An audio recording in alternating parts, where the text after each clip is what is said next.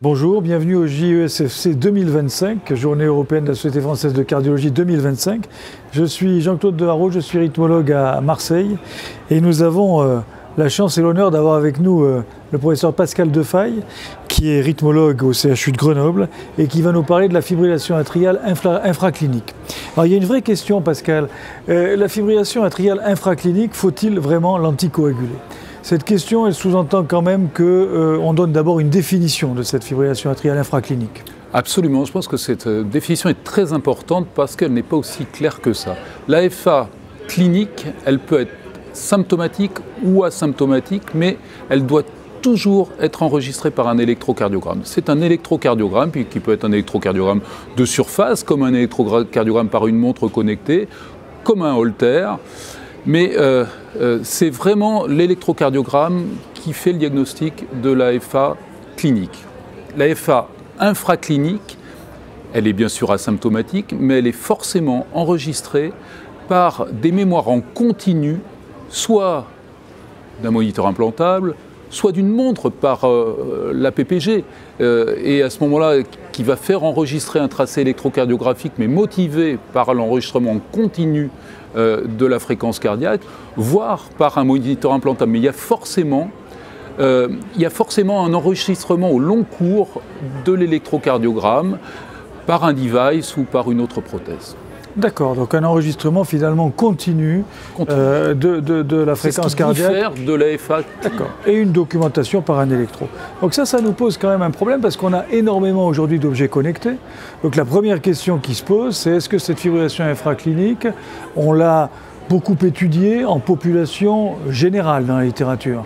Alors déjà, c'est très fréquent puisque c'est 30% des prothèses qu'on implante ont des événements dans les mémoires qui durent plus de 4-5 minutes. Donc c'est extrêmement fréquent et c'est des questions qui se posent en permanence. Sur le plan des études, alors ce n'est pas tout à fait des populations générales. La première étude qu'on pourrait dire presque en population générale, c'est l'étude Loop. C'est des patients à qui on a implanté des moniteurs cardiaques implantables, on a mis en place des moniteurs cardiaques implantables, et en fait ceux chez qui ont été enregistrés de la fibrillation atriale, on les a mis sous anticoagulants, et finalement à la fin du suivi, il n'y a pas de différence entre les patients détectés, chez qui on détecte l'AFA et qu'on a mis sous anticoagulants, et la population qui n'a pas été anticoagulée. Donc c'est quand même une première alerte chez les patients à haut risque d'AVC. Donc si je comprends bien, en population générale, malgré le fait qu'ils étaient à haut risque d'AVC parce qu'ils avaient différents facteurs de risque, on n'a pas aujourd'hui la certitude que le fait d'aller détecter...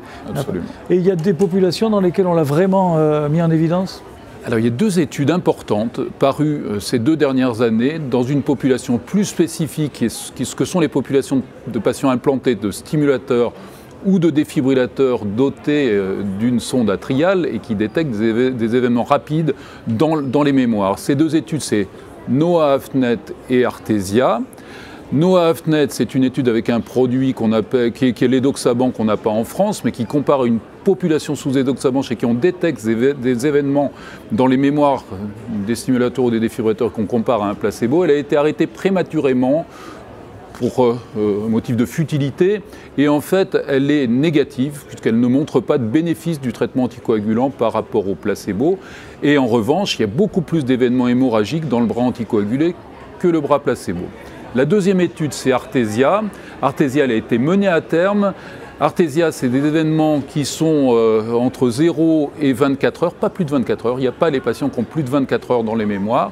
Et là, c'est une randomisation entre apixaban et aspirine. Il y a un suivi d'à peu près 48 mois. Et cette étude, elle est positive en faveur de l'apixaban par rapport à l'aspirine. Par contre, effectivement, il y a plus d'événements hémorragiques, mais ces événements hémorragiques sont doublés, mais c'est des événements hémorragiques qui ne sont pas très graves, puisque sur le plan des hémorragies fatales, il n'y a pas de différence entre les deux groupes.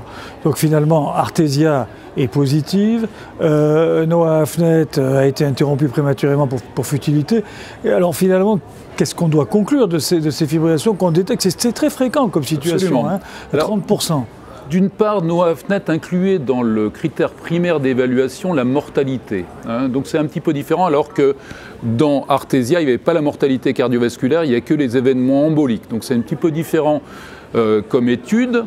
Ce qu'on peut dire, c'est qu'il y a des sous-études là maintenant qui viennent de paraître d'Artesia, notamment sur la durée des événements, et la durée des événements finalement ne sort pas.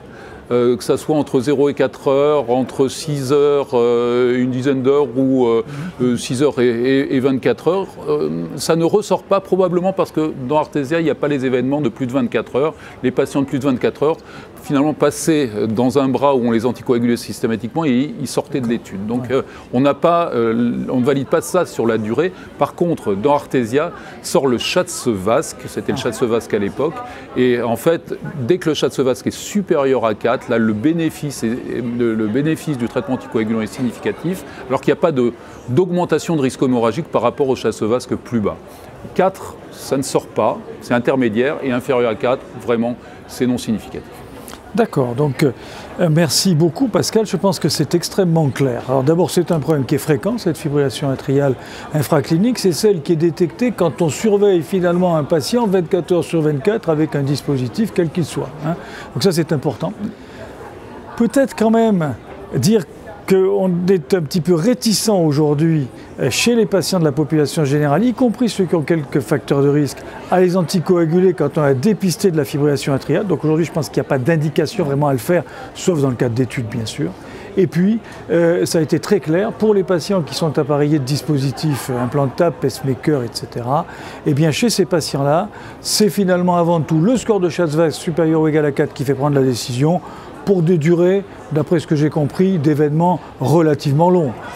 Relativement longs. Alors est-ce que c'est 12 heures, est-ce que c'est 24 heures, est-ce que c'est un peu plus? On ne sait pas. Mais la durée et le score de Schatz-Vasc sont sûrement les éléments à regarder. Merci beaucoup.